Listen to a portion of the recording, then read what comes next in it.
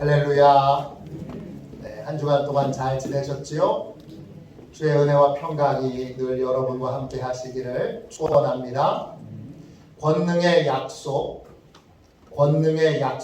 이런 제목으로 함께 은혜 나누겠습니다.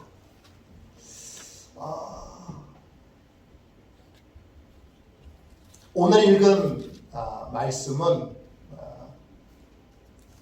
예언자 하나니라고 하는 선지자를 통하여, 예언자를 통하여 하나님이 주신 말씀입니다. 하나니는 잘 알려지지 않은 예언자입니다. 그는 엘리야 이전에 활동했던 예언자입니다. 유다 왕국에서 활동했던 예언자고, 또 시기는 아사 왕 때입니다. 아사 왕은 솔로몬의 증손자입니다. 솔로몬의 아들 르호보암이 왕이 됐을 때 이스라엘은 남과 북으로 나눠지게 됩니다. 북쪽은 이스라엘 왕국, 남쪽은 유다 왕국, 이렇게 불려지게 됩니다. 북쪽은 여로보암 왕이 다스리게 되고, 남쪽은 솔로몬의 아들 르호보암이 통치하게 됩니다. 르호보암이 죽은 다음에 아들이, 그 다음에 손자가 왕이 되는데, 그 르호보암의 손자가 아사 왕입니다. 아사 왕은 유다 왕국을 41년 동안이나 통치합니다. 길게 통치했지요. 41년입니다. 처음 왕이 됐을 때 초창기에는 하나님만 전심으로 의지하던, 하나님만 붙들던 신실한 왕이었습니다. 아사 왕이 된 지 15년 되던 해에 구스 사람 세라라고 하는 사람이 100만 대군을 이끌고 유다 왕국을 공격해 옵니다. 이때 아사는 전쟁터에 나가서 하나님께 매달려 이렇게 기도합니다. 이 기도문이 그대로 성경에 나와 있습니다. 역대하 14장 11절입니다. 여호와여, 힘이 강한 자와 약한 자 사이에는 주밖에 도와줄 이가 없사오니 우리 하나님 여호와여, 우리를 도우소서. 우리가 주를 의지하오며 주의 이름을 의탁하옵고 이 많은 무리를 치러 왔나이다.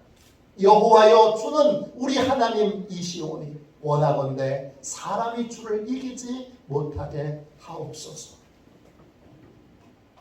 절절한 기도지요. 이런 기도를 드린 아사 왕은 전쟁을 철저하게 준비했던 왕입니다.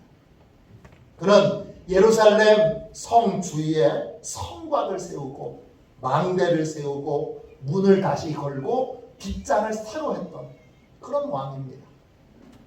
군사들도 훈련을 얼마나 잘 시켰는지, 여러분, 큰 방패를 들고 창을 들고 싸우는 군인이 30만 명, 그리고 작은 방패를 들고 활을 쏘는 그러한 군사가 28만 명, 도합 58만 명의 군사를 가지고 있습니다.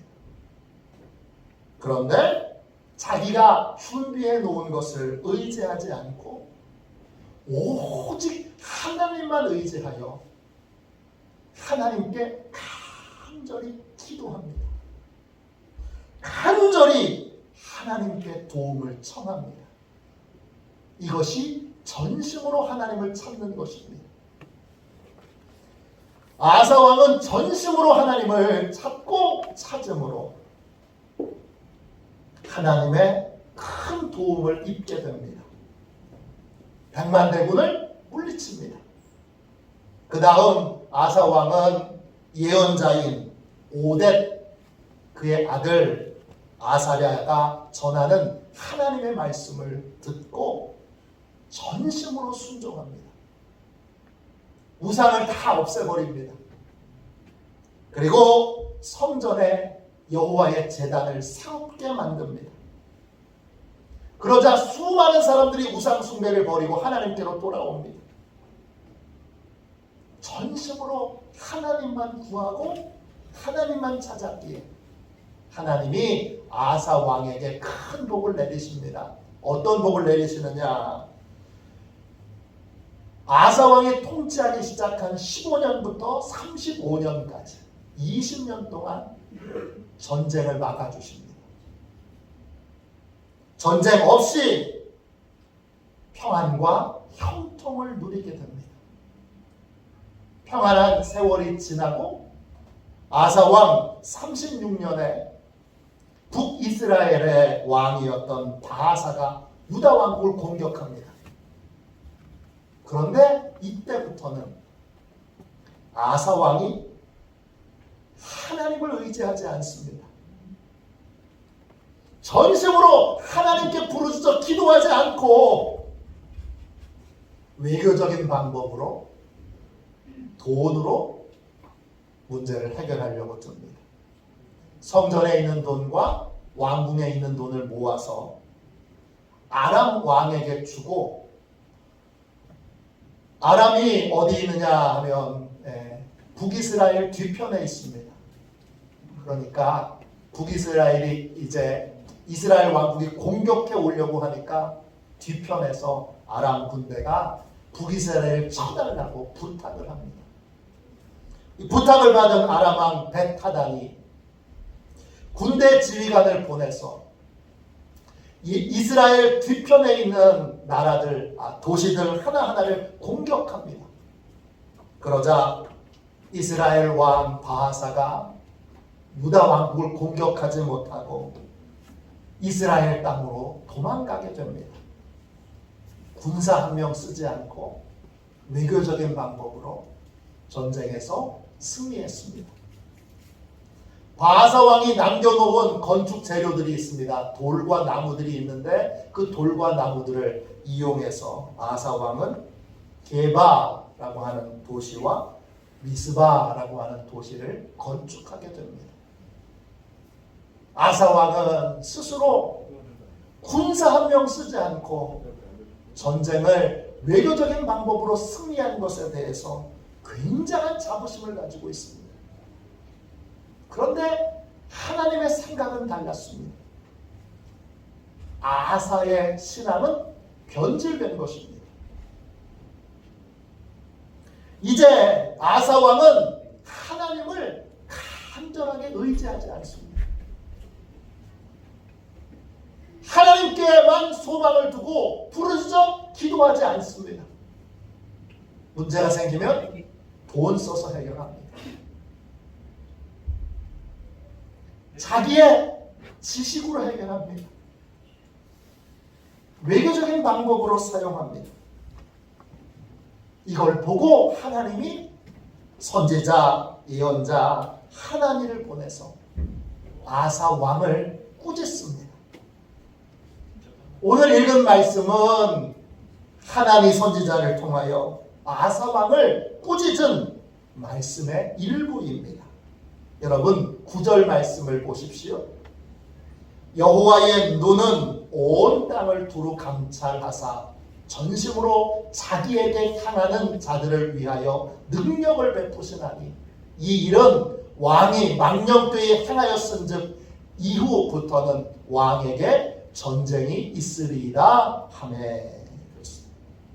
하나님이 예언자를 보내셔서 아사 왕의 이 변질된 신앙, 이걸 돌이켜 하나님만 의지하는 신앙으로 그렇게 바꾸도록 설득하고 있고 권면하고 있습니다. 하나님은 지금도 전심으로 하나님만 의지하는 사람을 두루 찾아다니고 계십니다.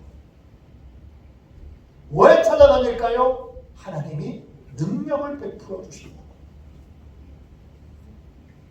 능력을 베풀어 주시기 위해 하나님만을 전심으로 찾는 자를 찾고 계십니다.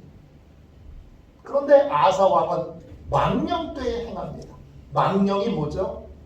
영이 망한 겁니다. 영이 망하면 망령이 됩니다. 망령에 들면 어떻게 되죠? 하나님을 찾지 않고 다른 방법으로 문제를 해결하려고 듭니다. 하나님 외에 다른 것으로 내 문제를 해결하려고 드는 것이 망령의 대표적인 징표입니다. 한 번 외교적인 방법으로 돈으로 문제를 해결했습니다. 그러니까 앞으로도 이렇게 하면 되겠다. 이 아사 왕이 생각하고 있을 때 하나님 선지자가 말합니다. 하나님이 계속 전쟁을 일으키실 겁니다. 왜? 다른 방법으로 문제를 해결하려고 듭니까? 더 심각한 문제, 더 어려운 문제, 더 큰 전쟁을 하나님이 계속 이제 아사 왕에게 일으키실 겁니다. 이 예언의 말씀을 듣고도 아사 왕은 마음을 돌이키지 않습니다. 아사 왕은 하나님이 전하는 말씀을 하나님의 말씀으로 듣지 않습니다. 자신의 외교적인 성과를 폄하하려는, 깎아내리려는 인간의 말로 듣습니다. 그래서 하나님을 감옥에 붙잡아서 넣습니다. 오늘 말씀 10절을 보세요. 역대하 16장 10절입니다. 아사가 노하여 선견자를 옥에 가두었으니 이는 그의 말에 크게 노하였음이며 그때에 아사가 또 백성 중에서 몇 사람을 학대하였더라. 하나님의 말씀에 아사 왕이 이제 귀를 닫고 듣지 않습니다. 하나님의 말씀을 대언한 하나님을 감옥에 넣습니다. 그리고 하나님의 예언에 동조하는 사람들을 학대하고 괴롭힙니다. 이후에 아사 왕은 어떻게 됐을까요? 아사 왕은 39년에 발에 큰 병이 듭니다. 그런데 끝까지 하나님을 의지하지 않고 끝까지 의사의 도움을 받아 병을 고치려고 듭니다. 역대하 16장 12절입니다. 아사가 왕이 된 지 39년에 그의 발이 병들어 매우 위독했으나 병이 있을 때에 그가 여호와께 구하지 아니하고 의원들에게 구하였더라. 신앙이 변질되고 믿음이 변질된 아사 왕은 끝까지 하나님을 의지하지 않습니다. 끝까지 다른 걸로, 돈으로, 권력으로, 의사의 의술로 자신의 문제를 해결하려고 들다가 고생만 하고 죽게 됩니다. 병에 걸려서 끔찍하게 고통을 받고 있으면서도 하나님께 부르짖어 기도할 생각은 한 번도 하지 않고 오직 의사의 도움으로 병 고침 받으려고 의사에게 매달리고 의사에게 부탁하고 의사의 말을 듣고 의사의 말만 따르려고 합니다. 그 결과 2년 동안 고생만 하다가 결국 아사왕 41년에 죽고 맙니다. 이 아사왕의 인생 전체를 돌이켜보면서 우리는 스스로에게 이런 질문을 던져보면 좋겠습니다. 오늘 나는 무엇을 의지하고 무엇에 소망을 두고 삶을 살고 있는가? 아사왕도 초기에는 하나님만 의지하고 하나님께만 소망을 두고 살았습니다. 그 결과 20년 동안 전쟁이 없는 평안한 삶을 살았습니다. 평안한 삶에 너무 익숙해졌기 때문일까요? 어느 순간부터 하나님을 의지하지 않게 됐습니다. 문제가 생겼을 때 하나님 앞에 무릎을 꿇고 하나님께 매달려 구하고 찾고 두드리기보다 돈으로 해결하려고 들고 자신의 지혜로 해결하려고 들고 외교적인 수단으로 문제를 해결하려고 듭니다. 결과 한 번은 어쩌다가 문제가 해결됐지만 이후에 계속 더 심각한 문제, 더 심각한 문제, 더 심각한 문제가 일어나는 그러한 불쌍한 인생이 됐습니다. 우리는 지난 3년 동안 코로나 바이러스라고 하는 이전에는 한 번도 경험해 보지 못한 낯선 고통과 어려움을 겪었습니다. 한국전쟁 이후 평안하고 형통한 삶을 살았던 한국교회가 오랜만에 힘겹고 낯선 어려움을 만났습니다. 코로나 바이러스를 통해 한국교회의 현실이 밝히 드러났는데 한국교회는 오랫동안 평안한 삶을 살게 되므로 하나님을 절박하게 의지하는 믿음의 야성을 잃어버렸습니다.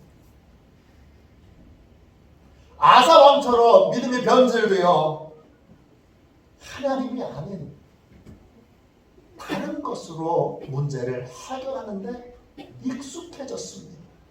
돈으로 해결하고 사람의 지혜로 해결하고 사람의 방법으로 해결합니다. 하나님이 아닌 다른 것으로 문제를 해결할 수 있다는 생각, 교회와 성도들을 지배하고 있습니다. 일제강점기를 생각해보면 한국교회는 정말 아무 의지할 데가 없었습니다. 한국전쟁 직후 우리는 하나님 외에는 아무것도 없었습니다. 그러면 어려운 일이 생길 때마다 도저히 해결의 방법이 없으니까 입을 뒤집어 쓰고 교회 와서 철야기도 합니다. 산에 올라가서 나무 뿌리를 뽑듯이 하나님께 부르짖어 기도합니다. 이런 야성이 여러분 사라졌습니다. 약해졌습니다. 없는 건 아닙니다. 있습니다. 그러나 분명히 약해졌습니다. 오직 하나님만 바라보고 하나님께 부르짖는 간절한 기도가 약해졌습니다. 왜 약해졌습니까? 70년 동안 평안한 시간을 보냈기 때문입니까? 70년 이상을 아무 어려움 없이 보냈기 때문입니까? 형통의 시간을 70년 이상 보내면서 한국교회는 눈부시게 성장하고 발전했습니다. 한국전쟁 때에는 여러분 지금 생각하면 말도 안 되는 얘기인데 우리나라가 필리핀을 그렇게 부러워했습니다. 필리핀처럼만 살면 부러울 게 없겠다. 이게 우리나라였습니다. 제가 필리핀 선교사님 계신 곳에 선교를 가서 그분이 교도소 사역을 해서 교도소에 수감되어 있는 분들에게 말씀을 전한 적이 있습니다. 낯선 경험이었고 특별한 경험이었는데 하나님께 기도했는데 무슨 말씀을 전할까 했는데 하나님이 이것 떠올리게 해주셨어요. 한국전쟁 직후에는 우리 민족이 대한민국이 필리핀을 그렇게 부러워했습니다. 필리핀을 부러워했던 대한민국이 이제 필리핀 사람들이 아니 전 세계 사람들이 부러워하는 나라로 그렇게 축복을 받은 데에는 뭐가 있는 거지요? 부르짖는 기도가 있는 거예요. 제가 교도소에 계신 분들에게 부르짖는 기도, 간절한 기도, 울부짖는 기도, 이 기도가 오늘 한국을 만들었습니다. 여러분도 기도하면 하나님이 복 주시고 은혜 주시고 여러분의 나라를 축복해 주실 것이다. 그렇게 말씀을 전했습니다. 그런데 여러분, 그랬던 한국교회가 70년을 평안하게 큰 문제 없이 지나고 났더니 우리의 믿음의 현실이 코로나를 맞이하여 그대로 드러났는데 하나님을 의지하는 절박하고 간절한 기도가 한국교회에 약해졌습니다. 그래서 심각한 문제가 생겼습니다. 한국교회는 문제를 해결할 능력을 잃어버렸습니다.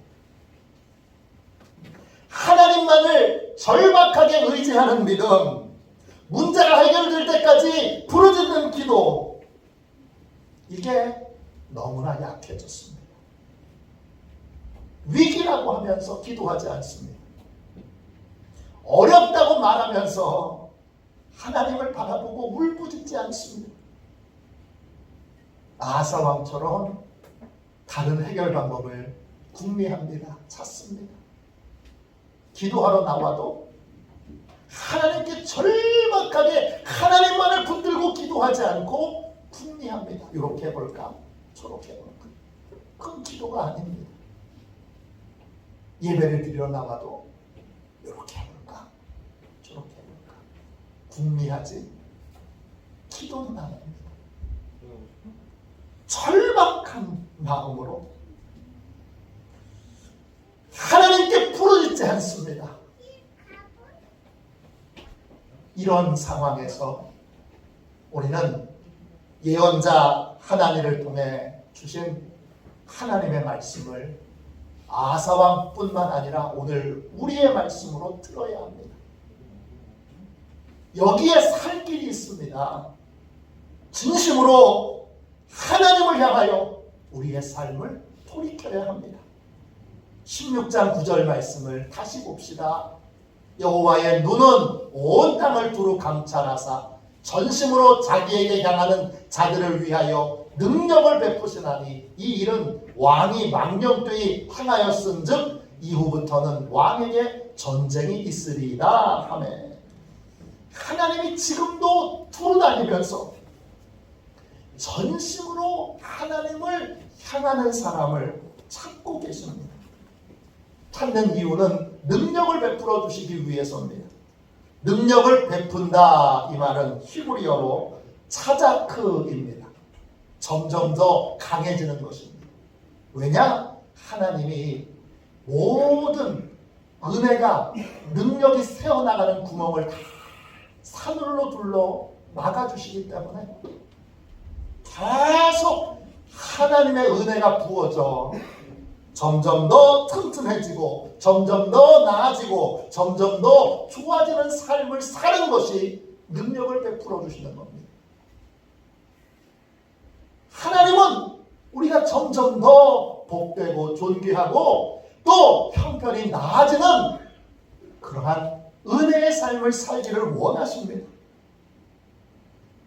그런데 이 은혜는 전심으로 하나님을 향하는 사람에게만 베풀어집니다.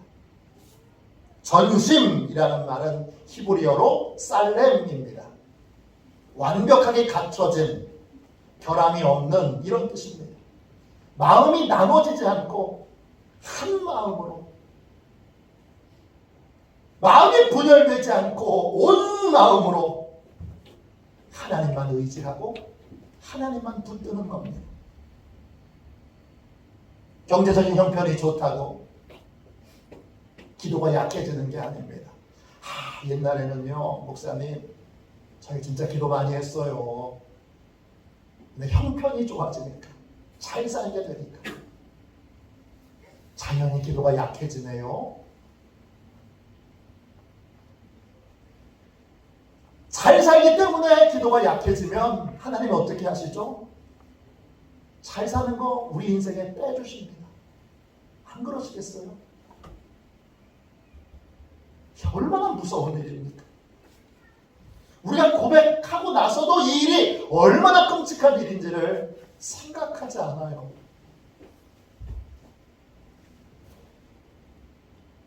잘 살아도 형통해도 풍성한 열매가 있어도 엄청나게 모든 것에서 잘 돼도 기도의 열심이, 기도의 힘이, 기도를 향한 간절한 마음이 줄어들지 않고 하나님을 향하여 더 열심히 기도하는 그러한 새로운 차원의 삶을 살아야 합니다. 그래야 여러분 계속 형통한 삶, 계속 풍성한 은혜를 누리는 삶을 살 수 있습니다. 저는 최근에 한결같이 기도하는 것이 얼마나 위대한 일인가를 새삼 깨닫고 있습니다. 제게 외삼촌이 3분 계신데 큰 외삼촌은 장로교 목사님이세요. 원로 목사님이신데 장로교에서는 아주 유명한 분이세요. 통합측 목사님이세요. 그 아내이신 숙모님이 암에 걸리셨어요. 그래서 숙모님을 위해 함께 기도하도록 가족들이 단톡방을 만들었어요. 저는 가족들 소식을 잘 모르다가 단톡방에 저를 넣어줘서 가족들의 소식을 듣고 있는데 숙모님은 처음에는 아주 위급한 상황이었는데 가족들이 간절히 기도함으로 다시 일어나셔서 집에서 치료받고 계세요. 단톡방에 다른 가족들 소식들도 전해지게 됐는데 얼마 전에는 사촌 동생이 리움이라고 하는 미술관에서 우리나라에서 제일 좋은 미술관입니다. 삼성이 만든 거고 이건희 회장의 부인이 원장으로 있는 미술관입니다. 이 미술관에서 전시회를 여니까 구경 오세요 이런 단톡을 받았습니다. 그 소식을 들으면서 내가 무슨 생각이 들었냐면 야 우리 형제들은 이건 외가 쪽 형제들을 말합니다. 이 외가 쪽 형제들은 왜 이렇게 놀라운 하나님의 복을 받았나? 제 외가 쪽 형제들은 딱 2종류로 나눠집니다. 목회나 선교사로 그렇게 하나님의 일을 하는 사람과 또 세상에서 여러 분야에서 탁월한 능력을 나타내는 형제들입니다. 유명한 방송국 PD도 있고요. 또 유명한 언론인도 있고요. 또 유명한 미술 작가도 있고요. 또 유명한 음악가도 있습니다. 형제들이 왜 이렇게 잘 됐나? 이유는 딱 하나예요. 생각해볼수록 이유는 딱 하나인데 그건 외할아버지, 외할머니의 한결같은 기도 덕분이에요. 저희 집안은 외할머니 조춘자 권사님에게서 믿음이 시작됐습니다. 저희 어머니가 저희 아버지하고 결혼할 때 저희 집안에서 예수 믿는 사람은 저희 아버지 한 사람뿐이었어요. 어머니가 시집 와서 다 전도했어요. 믿음의 뿌리가 할머니에게 있습니다. 할머니가 몸이 아프셨는데 선교사님이 고쳐주셨어요. 그래서 그게 너무 고마워서 그때부터 주일 예배, 새벽기도 나가셨어요. 그리고 평생 새벽기도와 저녁 8시 기도회를 단 한 번도 쉬지 않으셨던 분이세요. 이런 기도의 삶을 살게 된 데에는 특별한 계기가 있었습니다. 제 외할머니에게는 자식이 6명이 있습니다. 아들이 4명이고 그리고 딸이 2명입니다. 그 중에 큰아들은 이름이 김태순입니다. 춘천 사범대학교 나와서 서울에 전근 갔습니다. 그런데 1년 만에 연탄가스 중독으로 죽었습니다. 큰아들이 죽었습니다. 외할머니는 따라 죽고 싶었습니다. 모든 소망이 다 꺾였습니다. 너무 아프고 너무 괴로워서 이웃집에 사시는 권사님에게 부탁해서 함께 기도원에 올라가서 죽을 각오로 하나님께 매달려 기도했습니다. 왜 살아야 하는지, 어떻게 살아야 하는지 알려달라고 정말 생명을 걸고 기도했습니다. 그 기도원에서 기도하면서 할머니가 한 가지를 깨달았습니다.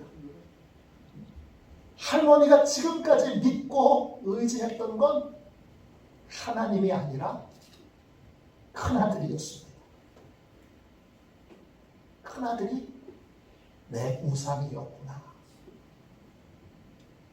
그걸 알았습니다. 그걸 깨닫고 할머니가 하나님과 한 가지를 약속합니다. 앞으로는 그 어떤 것에도 소망을 두지 않고 오직 하나님께만 소망을 두기로 그렇게 약속합니다. 그리고 내려와서 할아버지와 시작한 것이 저녁 8시 기도회입니다. 이 저녁 8시 기도회는 평생 어디에 계시든지 한 번도 빼놓지 않고 반씩 지키셨습니다. 아들 집에 가면 아들 식구들 다 불러 모아서 예배드립니다. 그리고 기도합니다. 딸 집에 가면 사위와 다 불러서 8시 기도회를 합니다. 저도 어렸을 때 외갓댁에 가면, 외갓댁에 상당히 오래 있었어요. 방학 때마다 근 한 달 동안을 외갓댁에 있었는데 저녁 8시만 되면 텔레비전 꺼라. 그리고 텔레비전 끕니다. 찬송 펴라. 그럼 찬송가는 항상 똑같아. 28장 복의 근원 강림하사. 항상 그거 부르고 성경 한 장을 읽고 그리고 나서 할머니가 기도하는, 할아버지가 기도하는, 기도하시는데 그 기도가 담임 목사님으로 시작해서 온 교회 성도들을 지나서 가족들을 지나서 그리고 맨 마지막에 제가 할머니 할아버지의 첫 손자인데 저를 마지막으로 기도하는 걸로 기도가 끝납니다. 보통 기도를 하면 5, 60분은 최소한 기도하세요.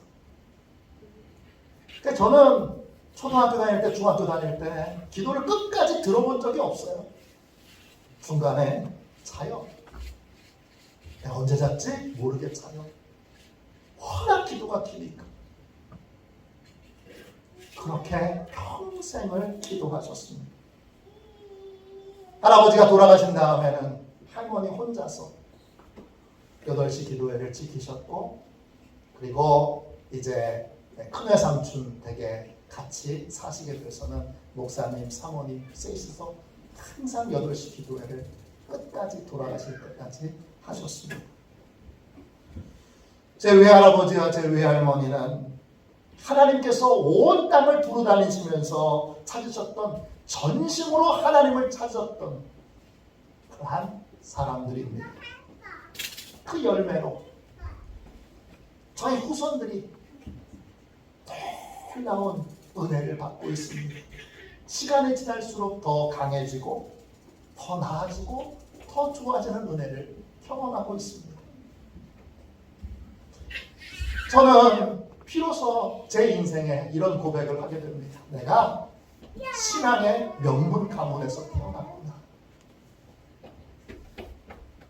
우리 할아버지, 우리 할머니 덕분에 내가 다른 사람과는 다른 출발점이 다른 인생을 살고 있구나.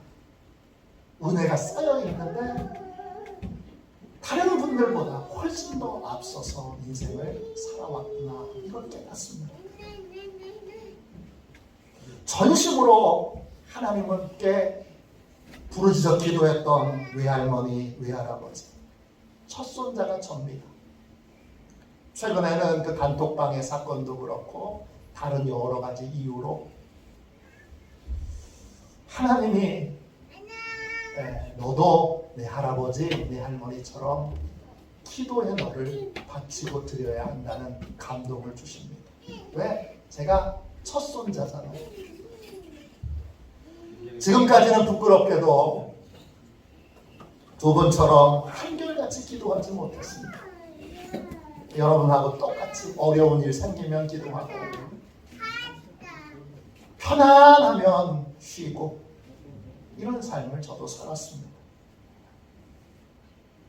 이제 한결같이 우리 교회가 나날이 부흥하고 또 우리 교회가 강화를 대표하는 교회가 되고 강화에서 제일 큰 교회가 되고 인천에 있는 모든 교회들보다 더 큰 교회가 되고 수많은 병자가 낫고 수많은 기적들이 일어나는 교회가 되더라도 이제 나는 우리 할아버지 할머니처럼 기도가 약해지지 않는, 기도가 느슨해지지 않는 그러한 목사가 되어야 되겠다 결심했습니다.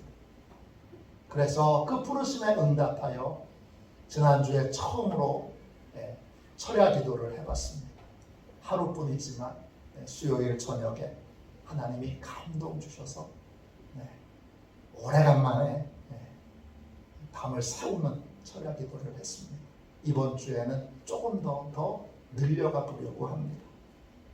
제가 진심으로 한결같이 전심으로 하나님께 우리 교회가 너무 잘 돼도 우리 성도들이 너무 잘 돼도 그래도 기도가 약해지지 않는, 기도가 줄어들지 않는, 도리어 기도가 더 강해지는 그러한 전심으로 하나님을 향하는 목사가 될 수 있도록 기도해 주십시오.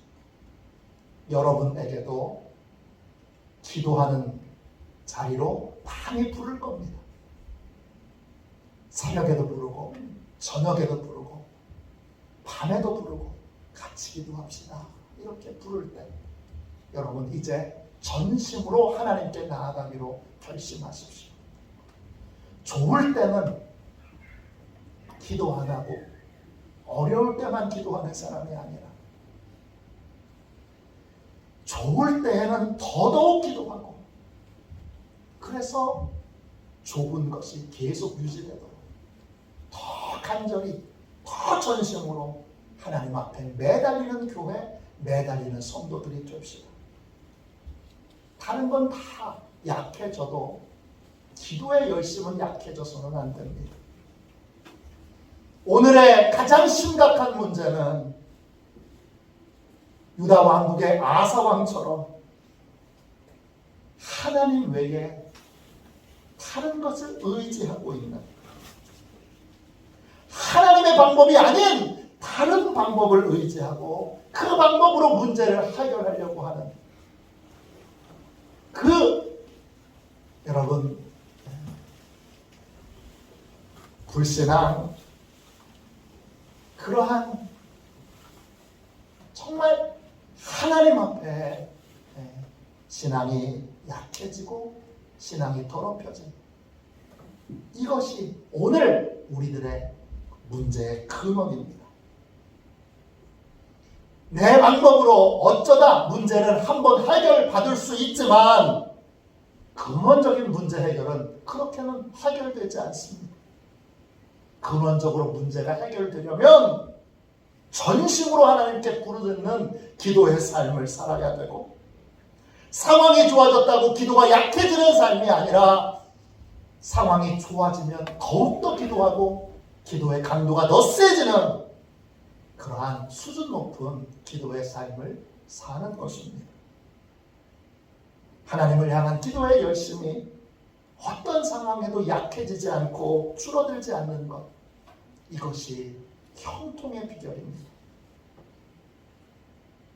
계속 나아지고 계속 좋아지고 계속 성장하며 계속 평안하며 계속 하나님의 풍성한 은혜를 누리는 삶을 살기를 원한다면 우리의 마음을 진심으로 바꿔야 합니다.